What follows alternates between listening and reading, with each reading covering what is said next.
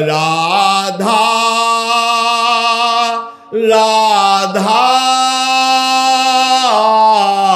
राधा राधा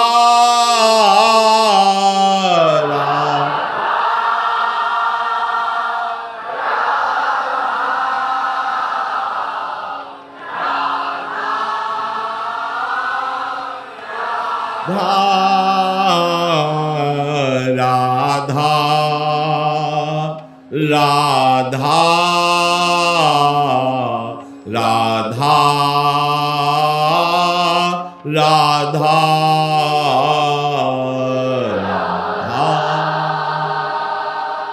राधा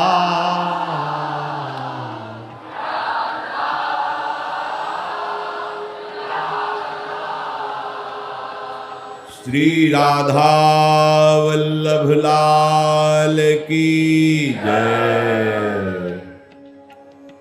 परम सच्चिदानंद घन आनंद समुद्र, प्रेम समुद्र, ज्ञान वैराग्य भक्ति ऐश्वर्य अनंत ब्रह्मांडों के स्वामी प्रभु श्री कृष्णचंद्र जी देहधारियों को वो अमृत में उपदेश कर रहे हैं, जिसको श्रद्धा पूर्वक विश्वास पूर्वक श्रवण किया जाए, मनन किया जाए और आचरण में उतारा जाए तो इसी जन्म में भगवत प्राप्ति हो जाए।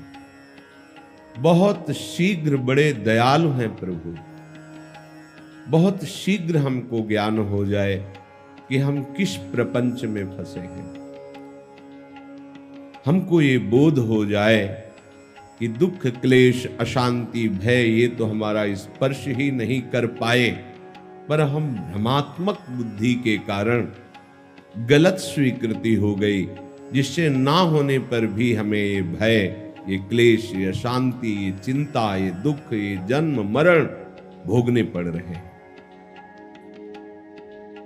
प्रभु करुणा कर बता रहे हैं कि कोई भी एक क्षण भी बिना कर्म किए नहीं रह सकता, चाहे वो जागृत अवस्था हो, चाहे स्वप्न अवस्था हो, या सुषुप्ति हो, या मूर्छा हो। प्रकृति हर समय परिवर्तनशील और क्रियान्वित रहती है। जब प्रकृति के परवश होकर कर्म हो ही रहे हैं तो फिर प्रश्न उठता है, इसमें मेरा क्या? वो तो जबरदस्ती हमसे कर्म कराते रहेगी, हमारी दुर्गति होती रहेगी, इसमें हम क्या कर सकते हैं? तो प्रभु उसी प्रवाह में एक ऐसी युक्ति बताते हैं कि अगर आप उस युक्ति से चल गए तो प्रवाह से ही वो धारा मुड़ जाएगी और वो भगवत प्राप्ति का योग करा देगी। वही प्रकृति का जो परवशता स्वरूप है वही आपको स्वतंत्र स्वरूप में स्थित कर देगा। बस आसक्ति का त्याग करके, कामना ममता का त्याग करके, कर्तृत्वाभिमान का त्याग करके यदि हमारा एक कर्म प्रवाह प्रभु की तरफ मुड़ जाए, जगत हित की तरफ मुड़ जाए, तो यही हमें भगवत तत्व का बोध करा दे। सच्ची मानिए,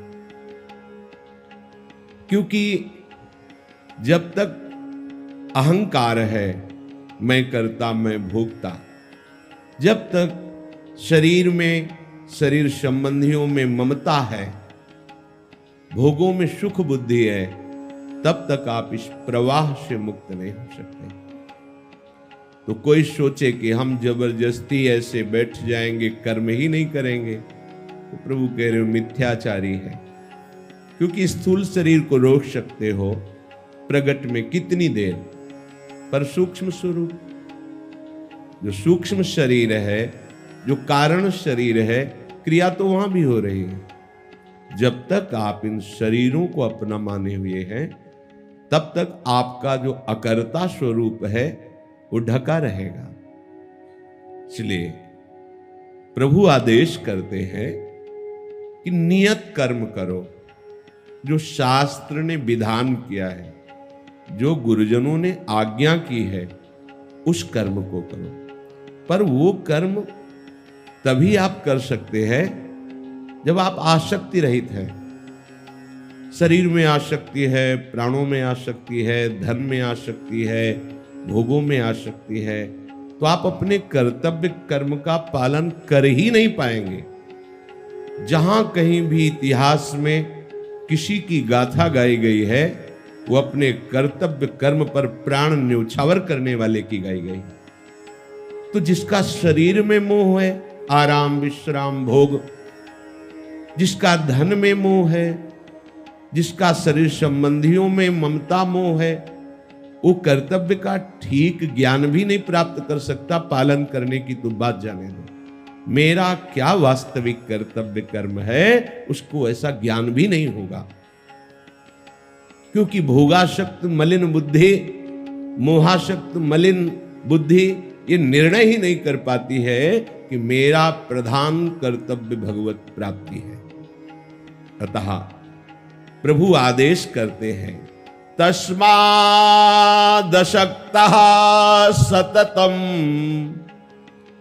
कार्यम कर्म समाचर असक्तो ह्राचरन् कर्म परमाप्नोति पुरुषः। आहा, कितनी अमृतमयी बात भगवान बोल रहे हैं।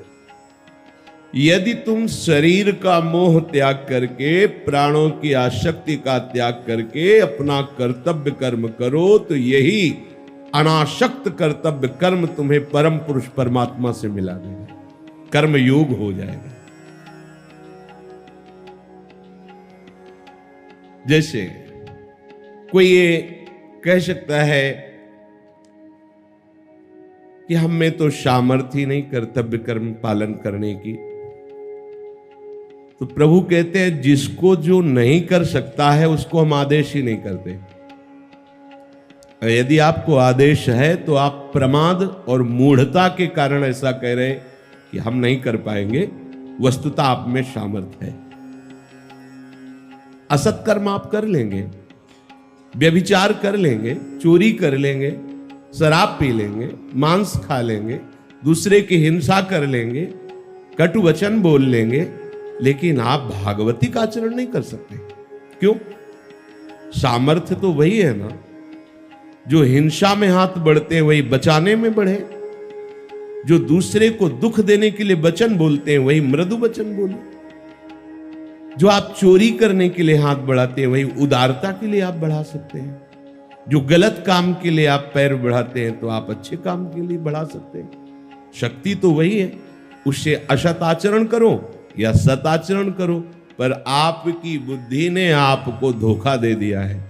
इसलिए आप कर्तव्य कर्म को, भजन साधन को, भगवत मार्ग के साधन को आप कहते हैं ये हमारे बस का नहीं, तो इससे कहने से तुम मुक्त थोड़ी हो जाओगे। अवश्य में वो भोक्तव्यम कृतम कर्म शुभाशुभ, तुम्हें दंड भोगना पड़ेगा। अपने स्वार्थ का त्याग करके भगवत प्रीत्यर्थ, यह जगत हरि स्वरूप है ऐसा मानकर जिसकी सेवा प्राप्त हो जाए उसकी सेवा कर दो।